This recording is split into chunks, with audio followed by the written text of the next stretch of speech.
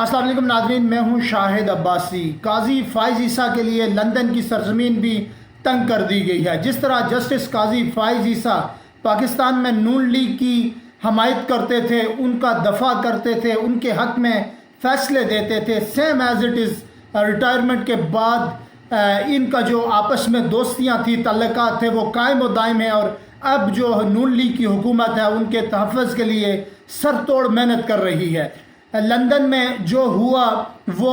تمام تر video footages سامنے آئی، جس میں قاضی فائز عیسیٰ صاحب ایک گاڑی کی سیٹ کے نیچے سر چھپا کر گئے اور انہوں نے اپنے آپ کو محفوظ کیا۔ لیکن دوسری طرف جو بھی وہاں پہ ہائی کمیشن کی گاڑی پر حملہ ہوا، اس حوالے سے محسن نقوی صاحب کی طرف سے بیان سامنے آیا ہے، اور یہاں پہ کیا رد عمل آیا ہے اس کے اوپر بات کریں گے۔ پھر اس کے بعد جو بھی چیزیں ہوگی فردر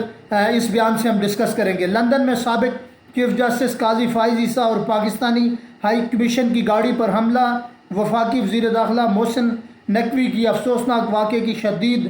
الفاظ میں مذمت، نادرا کو حملہ آوروں کی شناخت کے لیے فوری اقدامات کا حکم دیا، فوٹیجز کے ذریعے حملہ آور کی نشاندہی کی جائے، حملہ آوروں کے خلاف قانونی کارروائی کی جائے گی، پاکستان میں ایف آئی آر درج کر کے مزید کارروائی کی جائے گی، حملہ آوروں کے شناختی کارڈ بلاک کر کے اور پاسپورٹ منسوخ کیے جائیں، جنہوں نے حملہ کیا ہے ان کی شہریت منسوخ کی جائے اور فوری کارروائی عمل میں لائی جائے، شہریت منسوخی کا کیس کابینہ میں بھیجا جائے گا، کسی کو بھی اس طرح کی حملے کی اجازت نہیں دیتے۔ لندن میں پاکستانی ہائی کمیشن کی کار پر حملہ ہوا ہے، ہم اس واقعے پر خاموش نہیں بیٹھ سکتے، سابق چیف جسٹس قاضی فائز عیسیٰ کو دھمکیوں کا سامنا تھا تو سیکیورٹی کیوں فراہم نہیں کی گئی۔ یہ ساری صورتحال جو میں نے آپ سے ڈسکس کی، یہ نون لیگ کی حکومت کے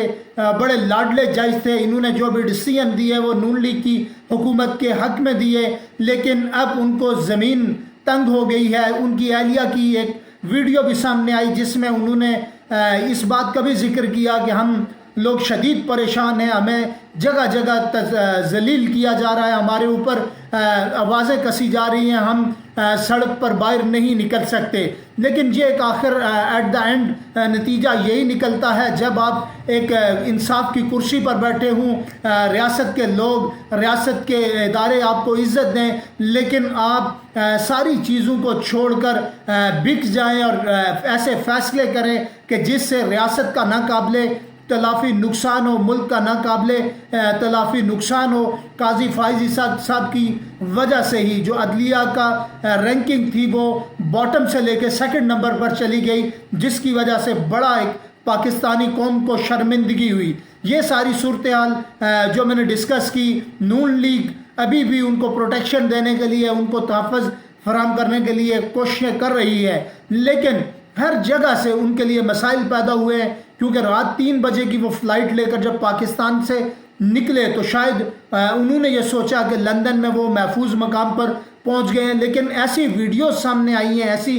فوٹیجز سامنے آئی ہیں جس میں دیکھا جا سکتا ہے کہ قاضی فائز عیسیٰ صاحب اپنی گاڑی لے کر بھاگ رہے ہیں، اور وہاں پر جو پاکستانی لوگ مقیم ہیں لندن کے اندر، وہ قاضی فائز عیسیٰ صاحب کی گاڑی کا پیچھا کر رہے ہیں۔ میرا خیال ہے یہ ایک بڑی امپورٹنٹ اور بڑا اہم ترین میسج ہے جو ابھی ججز صاحبان آئے ہیں۔ اگر آپ ان کو کمپیئر کریں قاضی فائز عیسیٰ صاحب سے تو کسی حد تک یہ نئے چیف جسٹس بہتر ہے، لیکن قاضی فائز عیسیٰ کا جو حال ہوا ہے یہ ایک عبرت کا نشان ہے تمام ججز صاحبان کے لیے، جو ادارے کے افسران ہیں ان کے لیے۔ آپ جب ریٹائرمنٹ ہوں، کرسی چھوڑیں تو آپ کو 24 گھنٹے کے اندر ملک نہ چھوڑنا پڑے، بلکہ لوگ پھولوں کے گلدستے لے کر آپ کا استقبال کریں، لیکن ایسا بالکل نہیں ہوا۔ جس طرح آپ دیکھ رہے تھے کہ جسٹس قاضی فائز عیسیٰ صاحب جب باہر آئے، ریٹائرمنٹ کے بعد سرمنی ہو رہی تھی، تو جو ہمارے ایک صحافی صاحب اوپر سے چڑھ کے ان کی ویڈیو بنا رہے تھے، تو اس وقت انہوں نے متی اللہ جان کو کہا کہ آپ درخت سے نیچے اتر آئیں اور میری ویڈیو نہ بنائیں، تو ان کو شاید خیال تھا کہ کوئی ایسا عمل یہاں پر ہو سکتا ہے جس کی وجہ سے مجھے مزید شرمندگی اٹھانا پڑے، تو اس وجہ سے انہوں نے اس وقت بھی چیزوں سے اجتناب کیا، لیکن ساری صورتحال عوام کے سامنے ہے۔ جو قاضی فائز عیسیٰ صاحب نے گل کھلائے وہ بھی عوام کے سامنے ہیں۔ دیکھتے ہیں کہ یہ جو مظاہرین تھے یا جو لوگ تھے ان کے خلاف ایف آئی آر ہوتی ہے یا نون لیگ کیا اقدامات کرتی ہے۔ جیسے ہی کوئی نئی اپڈیٹ سامنے آئے گی آپ کی خدمت میں حاضر ہوں گا۔ مجھے دیجیے اجازت، بہت شکریہ۔